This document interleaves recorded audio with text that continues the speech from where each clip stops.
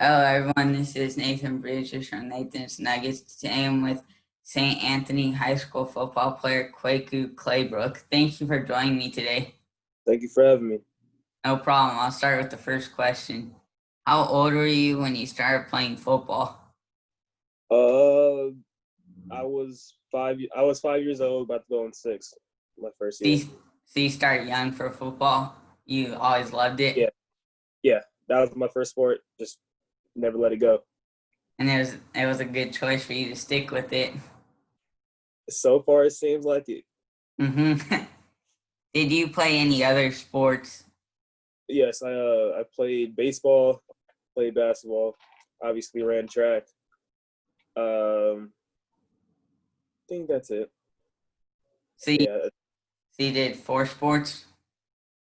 I ended up doing four sports at a time. Yeah, That's a lot of sports at one. it was just more so when I was younger, just keeping me busy, just So just keep me keeping busy, you keep me active.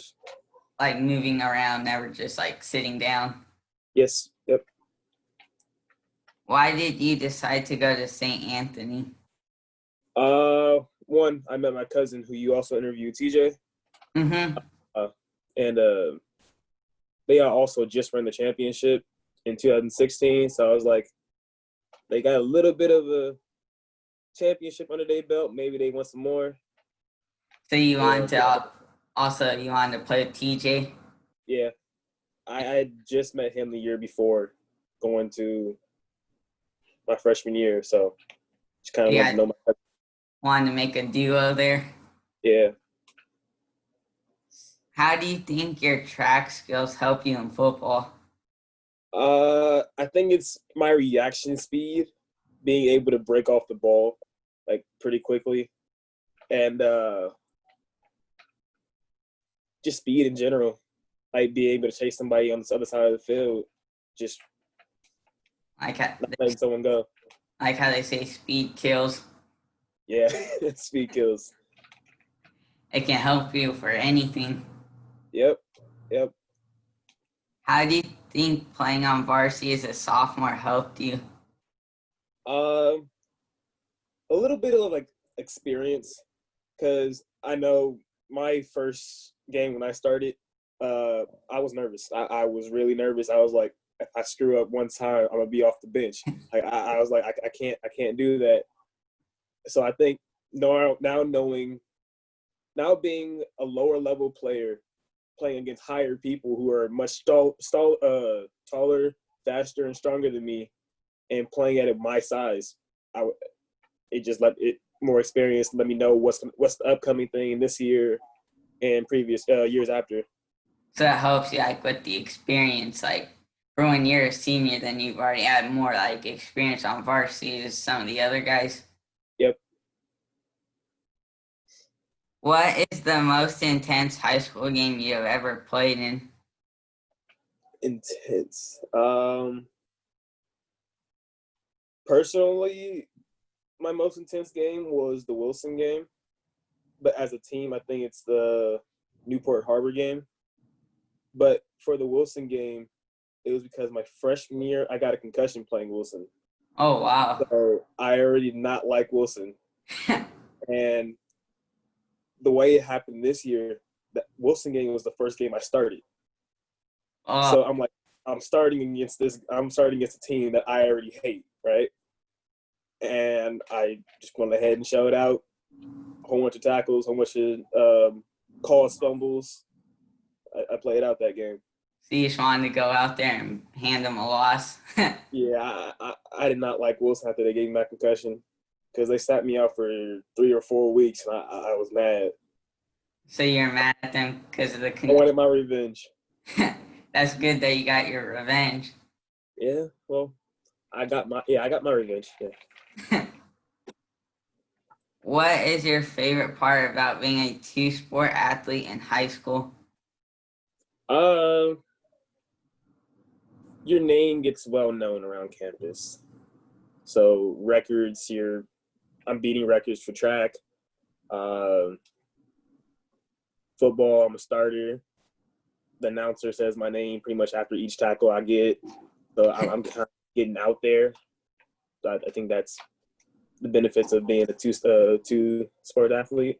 So people know you around campus, even more people. Yes.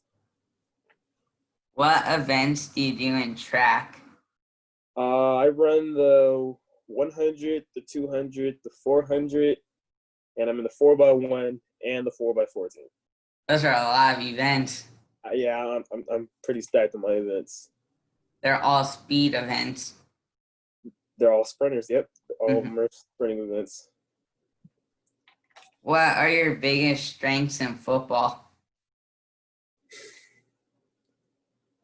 Speed for one, and no, like knowing the play before it happens. Because I watch so much film to where if it's a 3rd and 2, I know what their favorite play to go to is. In that sense, like I know like what they like to do on these certain situational plays. So you watch film and you know like what they're probably gonna most likely gonna do like on the Yes, I watch after practices. I say I watch about 2 to 3 hours of film just on the team, on the offense, and then I even make sure I go on the defense and the special teams to kind of like know what everybody's habits are for doing different things. That's a lot of film. I would go back not just to the game that they just played that previous week, but I go to the games that from the whole season forward. So I watch it from the beginning all the way through. So you watch everything. I watch everything. I try to see who their best receivers are, how the receiver stances are when they have a certain route. Because a lot of receivers, or not a lot of receivers, but some receivers have a tendency to show what route they're going to run before they actually run it. So just being able to recognize that on the field gives you a better chance of success. So you study like every little thing that they do to help you. Yes. That's interesting. I did not know that receivers have tendencies to show what routes they're gonna run. It's more they normally show it when they're lining up to where some people have their foot facing forward, some people have their foot slanted, and normally that just gives away what route So or a section of routes that they're going to end up doing. So you're able to know like what like a couple of the routes that the option From that would be. stance, just their stance. Yep. Who is your favorite football player as a kid? As a kid, Larry Fitzgerald. I gotta say, Larry Fitzgerald's been in the league for a long time. He's taught me just a lot of things, like me being a DB and him being a receiver. I can kind of like match it a little bit to kind of like improve myself by just watching him and what he does, and not biting on his routes too early or whatever. Like I like that. He's in the league for a while. He has to retire this year. Like, not this year. This decade. Like he's been in the league since I remember watching football.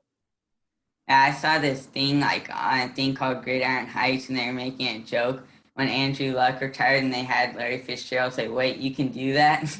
Yeah, I remember seeing that post too. I saw that.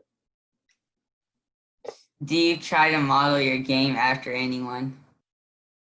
Uh, I used to try to model my game after Richard Sherman. I used to like I can't remember what it was, but do you remember the Seahawks when it was Richard Sherman? Wow, their names are just slipping out of my head. The two other safeties, like the real like. Oh, Earl Thomas. Earl Thomas, and there was Cam Chancellor or Cam Chancellor. That's what it was. The big hidden safety. Those three, I try to model my game after those because they're always like. It seemed like they always had good communication and pretty much never got beat on their sides. I remember the Legion of Boom. Legion of Boom. That was their trio name. That's what it was. Legion of Boom. Doom. Mm-hmm. I I never remember that. liked him. I never liked him as a 49ers fan. Oh, we got knocked out.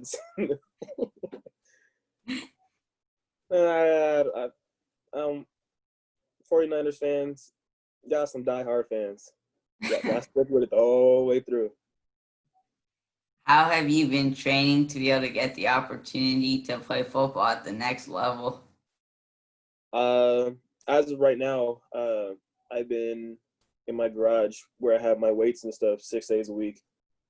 I also work out with some of my boys, catching and stuff, and also have a separate practice. A guy named Coach Tucker, who's been working with me on my speed acceleration, my footwork, agility, all of that. Like I've been trying to like make sure I'm getting better for upcoming seasons and hopefully getting into a good college and move going forward. Even doing that's a lot like lifting weights and then Yeah, different workouts. pretty much a 3 a day every day. Wow, that's a lot. Every day. What are your goals for this upcoming season? I want to have at least 4 or 5 interceptions this year, and also I've been working at trying to be a receiver, giving the speed that kind of like helps a lot. And for receiver, I want to have at least 25 to 30 catches. So you Yeah. want to be able to play defense and offense this I season? want to be versatile. I want to make sure that for colleges, it's not just like I'm getting that they're only going to get one thing, like they're only going to get a safety, but I can also play safety, corner, receiver, like kick returner, punt return. Like I could do all that. Like I So will you make sure want I'm versatile as I can to be able to get in. so you want to be listed as an athlete? Well, yeah, I want to be. I can't remember the guy's name right now for who's on the Saints, who was like also like a quarterback, a tight Oh, end. Taysom Hill. Yeah, Taysom Hill. I want to be kind of be as most versatile as I can. He's good. He is really good. He's really good, and I like that he doesn't want to just focus himself uh, on one position. That he wants to try to be better at all the positions, to where if coach needs someone else and they don't have their backup, I'm here, coach. Like I'll be one of them. Like, That he can do anything. Like yep. then the last question I have is for fun. You get to take any 3 NFL players to dinner. They can be past or present. Who are you taking? How many options do I have? 3.